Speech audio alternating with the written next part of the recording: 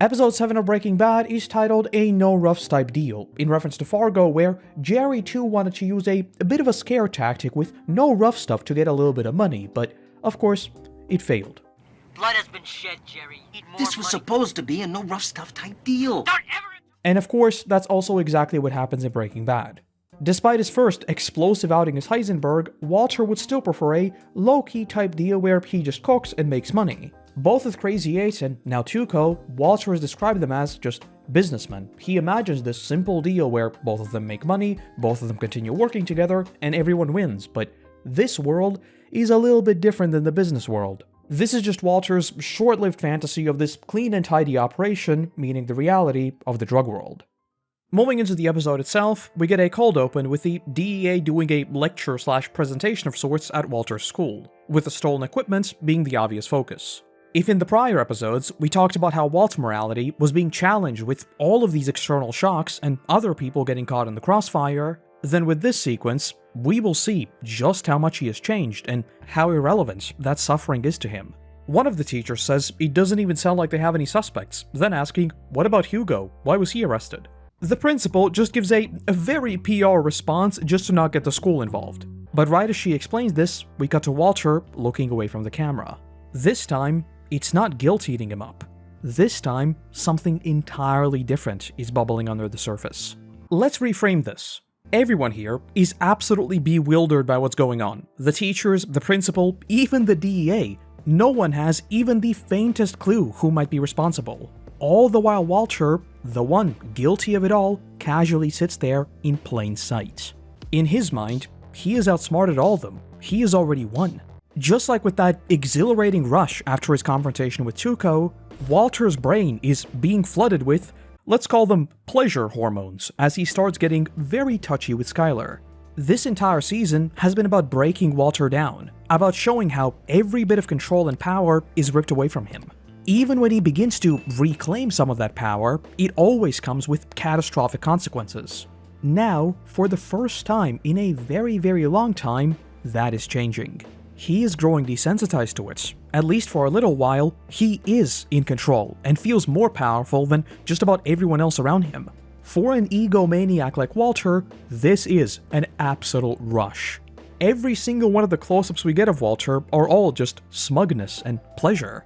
The world around him literally begins to fade out because he doesn't need to hear it. There is no paranoia, no fear. He's in complete control. Walt? Could you please tell us more about the equipment that was taken? After being suddenly singled out, he does stumble a little bit, but again, the show makes it blatantly clear that this is not a gotcha moment at all. As he starts reading off the missing equipment that, again, he himself has stolen, we cut to their car having these bizarre suspension issues right next to a police car. And why was it so damn good? Because it was illegal. This might seem like a small throwaway phrase for now, but it establishes both an overarching narrative within this episode about these forbidden fruits, as well as describes what much of Walter's journey is about in the first place. As we'd see more and more throughout the series, it's not about the money, it's about the rush that comes along with it. We'd see this hit a great crescendo right at the start of Season 2, but let's not get into that now. That being said, roll intro.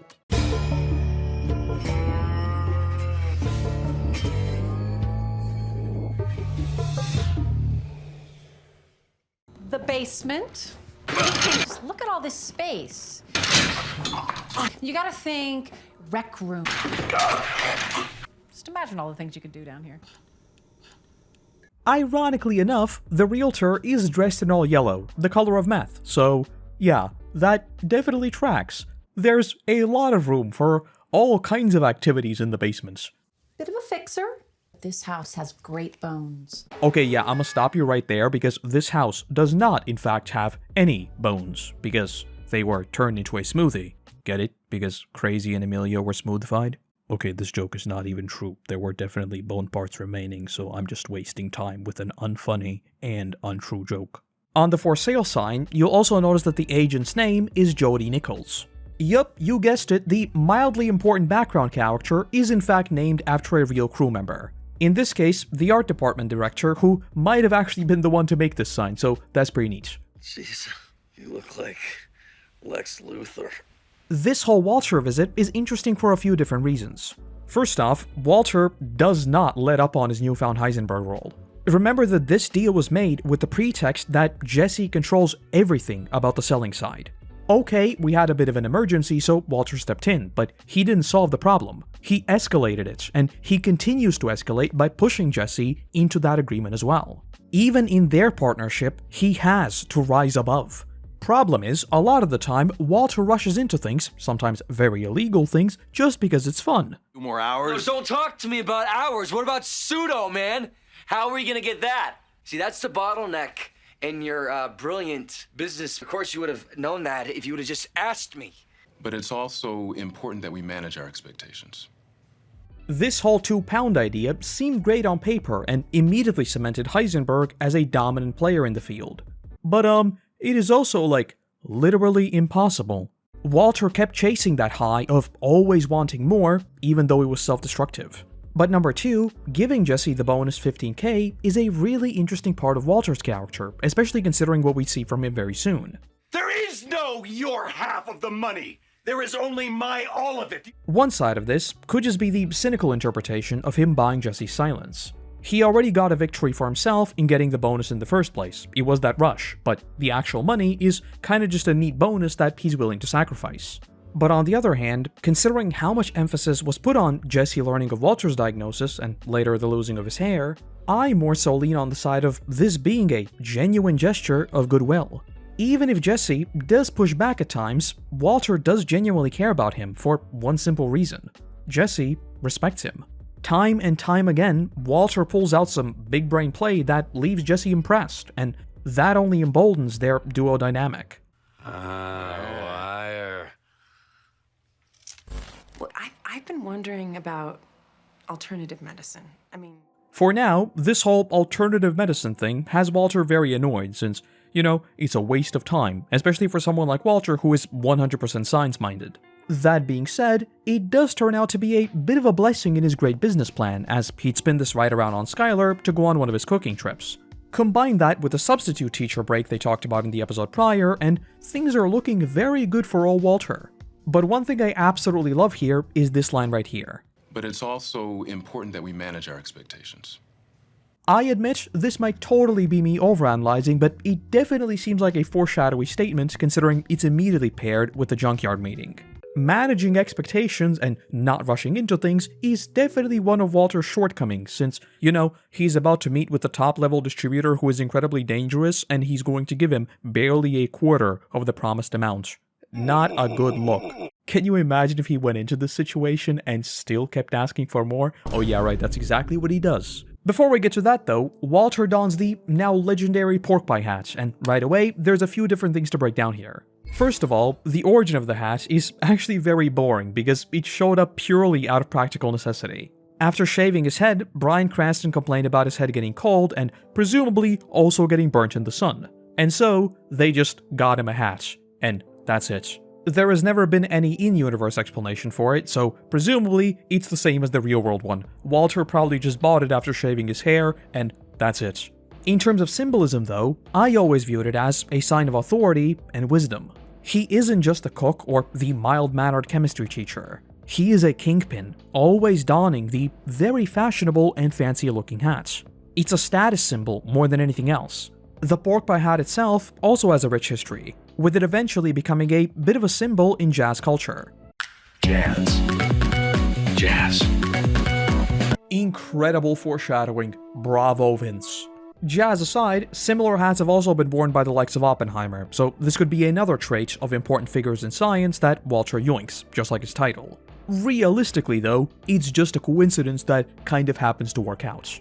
Point is, in the narrative of Breaking Bad, the hat basically becomes Walter's crown that he will don whenever he needs to project power. We would even get these scenes of him just sitting with the hat and tapping it while he is deep in thought, almost as if to say that the burden of his crown is a heavy one. More broadly speaking, the rest of his outfit is also a standout, with it being a mixture of the all-black Heisenberg hat and shades, but also the lighter tones of Walter White.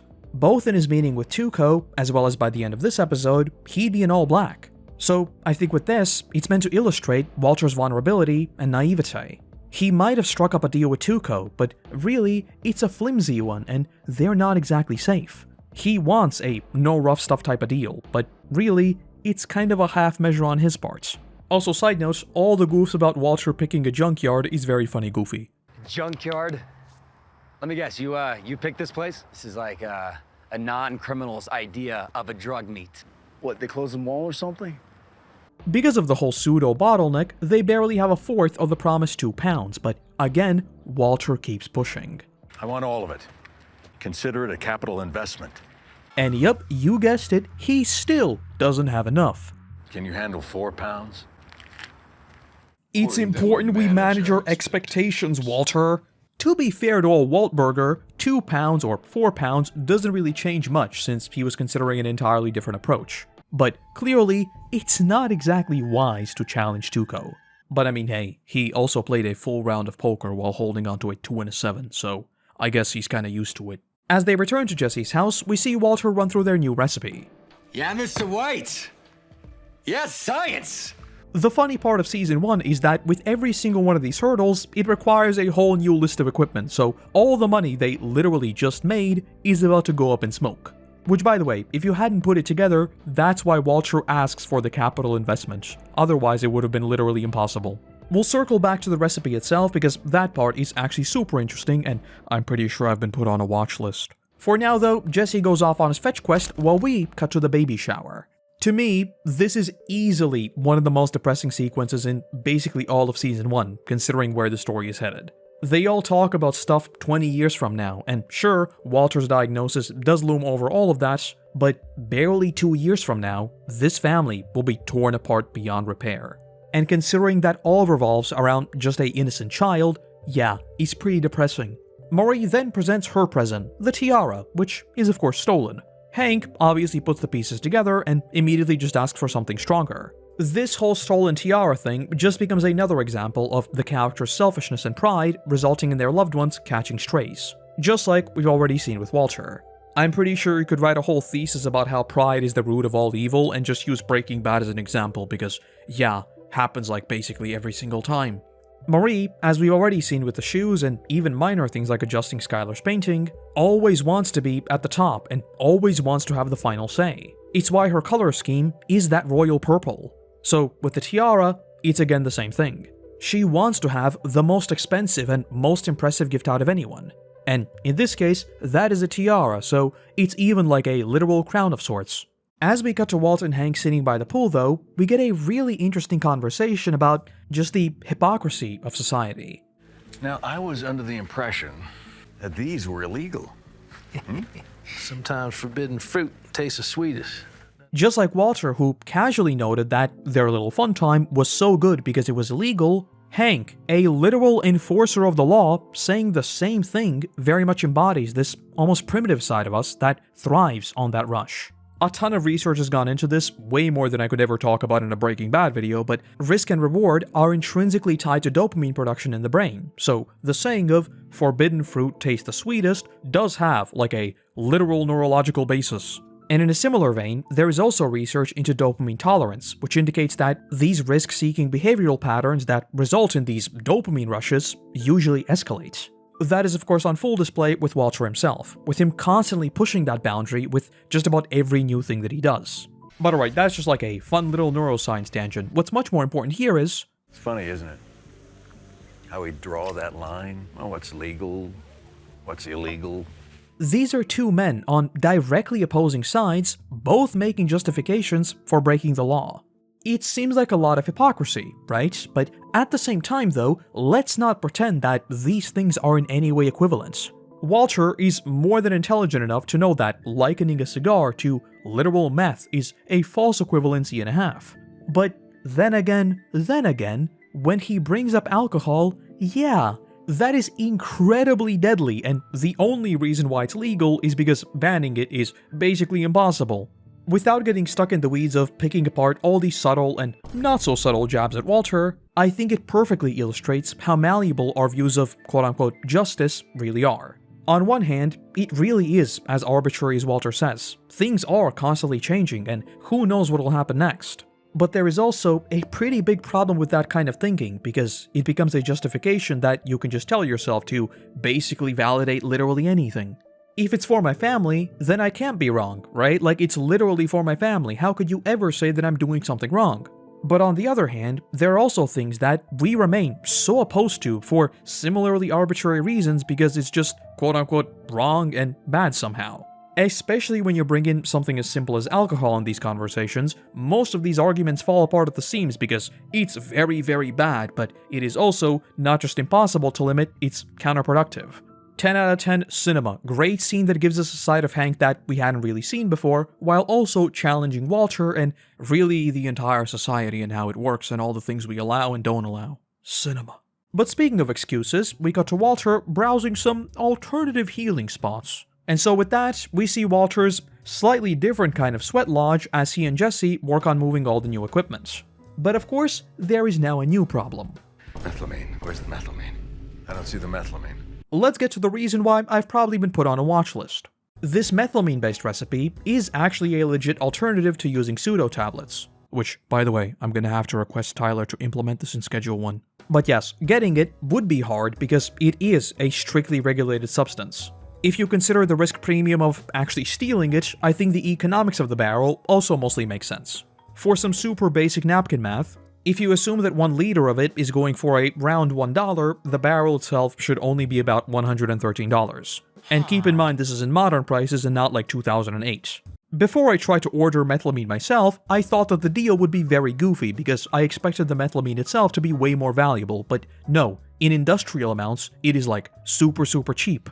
So $10,000 for actually yoinking it does seem like an okay risk premium considering how hard it is to obtain and how long it would last for the buyer. It seems like a crazy upcharge, but I mean, we'd see how much money Walter would get out of it, so is it really? And by the way, like I said, Walter is not a genius for coming up with this kind of stuff. The P2P method has been a thing for a long time and is actually the reason why it's regulated in the first place. A quick message to every single legal authority watching me. I was just doing research for the television series Breaking Bad, and now also for my local authorities. Es tikai veids pētījums seriālam Pārkāpt robežu. Es nezinu, kurš lokalizēja Breaking Bad nosaukumu latviski, viņš izklausās ļoti cursed. Returning to the show though, Walter raises the idea of just yoinking it themselves. If you recall when Walter was talking about these various kinds of reactions, he used rust as an example of a slow reaction where the change in energy is small. In this episode though, just like with the small tweak of chemistry we saw last time, he is using rust to make thermite, something that is very much a fast reaction. So that's again just a neat bit of foreshadowing. Walter's story about the Gustav gun is also a bit of a tweak of history just to make a point about using wit to defeat a much stronger opponent. It was an absurdly big gun, the largest caliber ever used in combat, and it was also incredibly fortified. It's also true that no one ever managed to take it down, and it's also true that a single dude with thermite could, in theory, take it down. The problem with that hypothetical is actually very simple. If you manage to get close enough to use said thermite, I mean, you wouldn't really need the thermite. The problem with disabling it was getting to it in the first place. If you had enough time to apply a precise amount of thermite on just the critical parts, you probably could have done it with just about any other weapon. It's a cool way to talk about how high his intelligence stat is, but I guess it's not really super high on wisdom, which tracks considering every single one of Walter's big brain schemes usually leads to mass-scale violence, which is not very intelligence-centric. As we cut to Skylar, we see her try to return the Tiara, only to end up in a bit of a Kevin situation. Stolen credit card? Skylar is a big brain, so she fakes going into labor and gets out pretty easily. This just sets up that weird avoidance/dislike we see between the two for the first parts of Season 2. Marie's ego takes a massive hit because her gift wasn't appreciated. She doesn't even think about the fact that the real problem is her stealing it. But for Skylar, it's obviously the opposite. So the underlying conflict between them is kinda impossible to resolve considering both of them are angry about completely different things. You were returning it. Marie, what is wrong with you? Can you... This is just the beginning of their feud, so buckle up because we'll be seeing plenty more of Marie's mind-numbingly goofy lies. Returning to our two great heisters, which actually hold on, am I the only one who always thought that this episode was like insanely dense? Like, we go from the first deal with Tuco to the entire selling house story to finding an entire new method of cooking to all the extra side stories to stealing the methylamine to cooking a new batch to again meeting with Tuco for what is actually kind of the final deal. It's insane how much happens in this episode. But anyway, the duo donning their soon-to-be signature ski masks cut through the fences and deploy their big brain thermite bomb thingy. But not before locking the poor dude in a porta potty, which is just diabolical. The way they apply the thermite doesn't make a lot of sense, by the way. Just dropping a little satchel like that would have maybe melted through the lock and would have just fallen to the floor, but it wouldn't actually melt open the pins. Thermite is used in extremely precise containers to concentrate that heat and mixture. It doesn't just work like some weird fusion bomb blowing open doors. Fusion bombs aside, noticing that there are no jugs, they change the plan to yoink an entire barrel and, for some reason, start lifting it instead of, you know, rolling it. Hey, try rolling it, morons. It's a barrel. But even with that, the heist is successful and they get right back to cooking. There's also a little bit of foreshadowing here, with the RV not starting and them arguing about how to get it to start. Something that would eventually get them stranded in the desert, which was not a fun time. Just to have enough to make 4.5 pounds. 4.5. 4.5 pounds puts us $44,000 ahead. They briefly talk about how, with the barrel, they'll be able to cook for a long time, with Jesse asking, how much does he need exactly? Again, this exact question is one we'd see Walter dwell on very soon as they venture out into the desert for their little cooking getaway. Thus far in their little enterprise, it's always been about solving these immediate issues, but with enough supplies to keep them going, Walter will now start building out a very long-term plan that would actually take us all the way to Gus and the big super lab.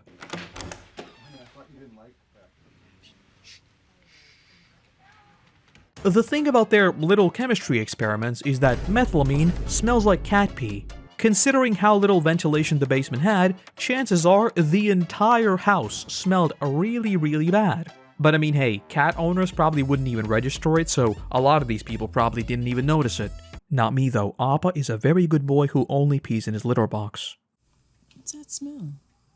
Sacred Navajo herbs.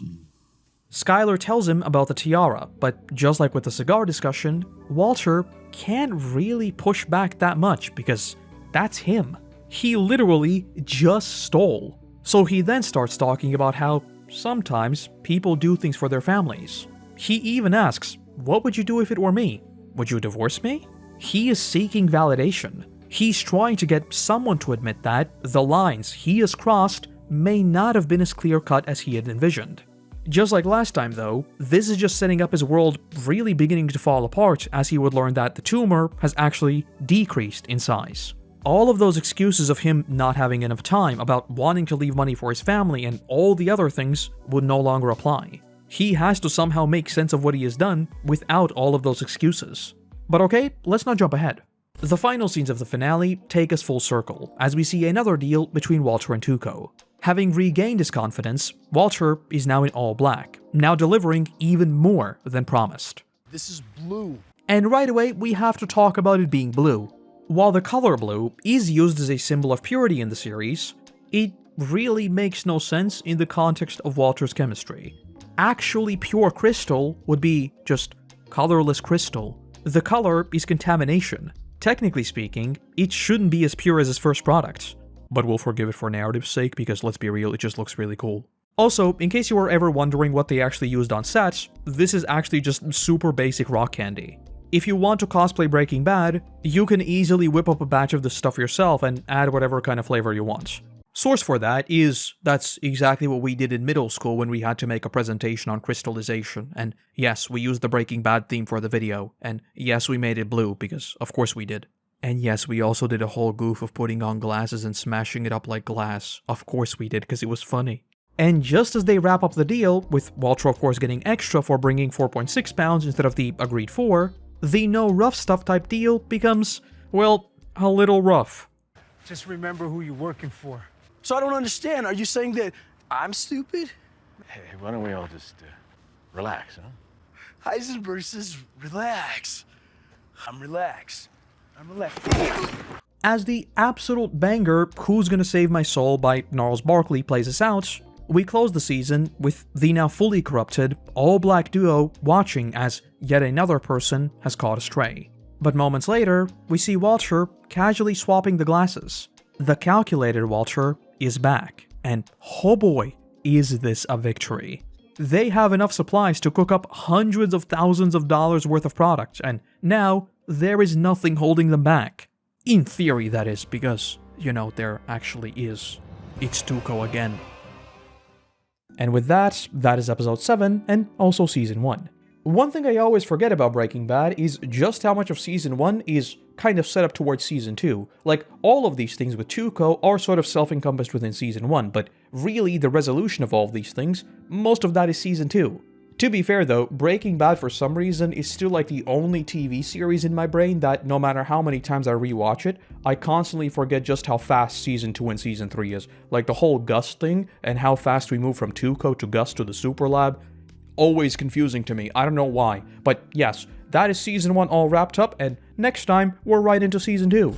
So, I hope to see you back as we continue overanalyzing Breaking Bad. And that's the video. No more yappers, but obligatory reminder of all the other stuff I do. Elden Ring Night Rain is coming out very soon, so I'll be streaming that over on Twitch and of course on my second channel. And also there's the Anime Awards, which I'll be watching live as well. Those happen at a bit of a weird time for the US, but it's gonna be there. Join the Discord if you don't want to miss any of this, all the links are linked below. That being said, I want to give a massive thank you to our current patrons and YouTube members who allow me to produce even more of these for you all. Without you, there'd be a whole lot less of my rambling, so seriously, thank you. Other than that, I want to say thank you very much for watching, I hope you have a great day, and hopefully, I'll see you in the next one. Bye bye!